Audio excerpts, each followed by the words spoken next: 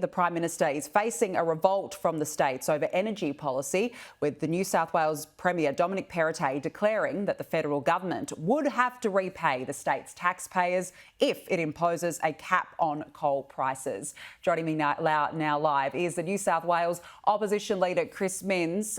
Thank you so much for joining us this morning. We've got you there now. What is your position on this? Do you support a cap on coal? Well, obviously we haven't had a proposal put forward by either the Commonwealth Government or the New South Wales Government. We need to study those things very closely, but we, of course, need to make sure that we do everything we can to put downward pressure on household energy bills, and everything needs to be on the table as we navigate what is a pretty tricky energy market and a complicated policy area. Well, it is a complicated area. The New South Wales Premier Dominic Perrottet says if the federal government were to go through with this, that it would seek compensation. Would you like to see compensation?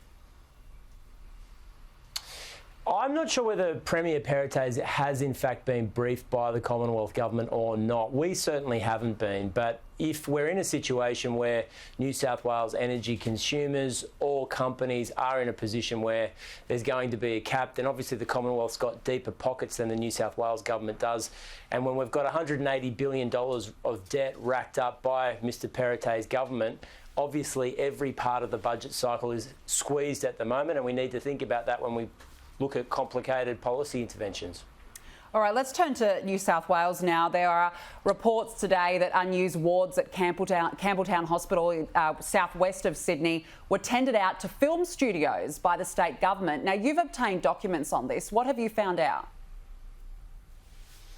Yeah, amazingly, wards at Campbelltown Hospital, which is one of the worst performing hospitals in the entire state, are being tendered out to film crews so that they can film television commercials, TV shows and movies, rather than actually operating as emergency theatres and hospital wards in New South Wales public hospital system. We've got a disastrous situation, particularly in Campbelltown, where we have about 2,600 people on the waiting list for elective surgery. Over 400 of them are over the clinically recommended time, and 3,000 people walked into the emergency department and turned around and left without receiving any treatment at all because of overcrowding. So the system isn't working. We certainly don't have the space to be renting out for film crews. We can't have a situation where it's Grey's Anatomy and the best run hospital is in fact fictitious.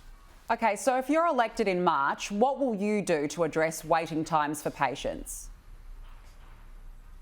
Well, the key thing we have to do is introduce safe staffing levels for New South Wales public hospitals. We've got an exodus of emergency department nurses right across Western Sydney at the moment. It's particularly acute in southwestern Sydney.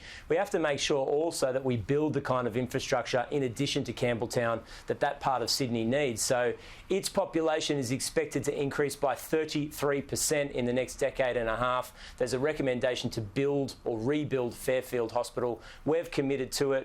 Mr Perrottet has said he absolutely won't do it. We need to make sure infrastructure is going into rapidly growing communities. After all, that's where the population explosion is. I want to ask you, we saw the Victorian election result over the weekend.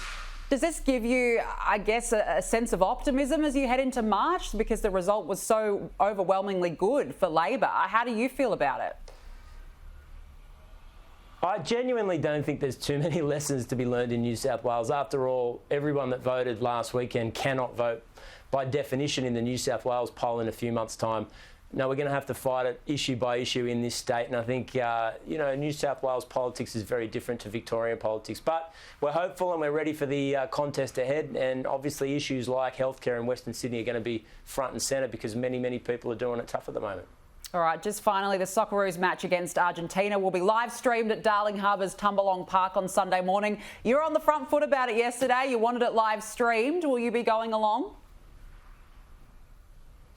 Yeah, I'm looking at waking the kids up early and heading out there to watch the Socceroos beat Argentina and then win the World Cup in its entirety, because I understand there could be a public holiday in the offing if that happens, which is fantastic. Well, you never know, but we'll all be watching very closely. New South Wales Opposition Leader Chris Minns, we need to leave it there. Thanks for joining us. Thank you so much.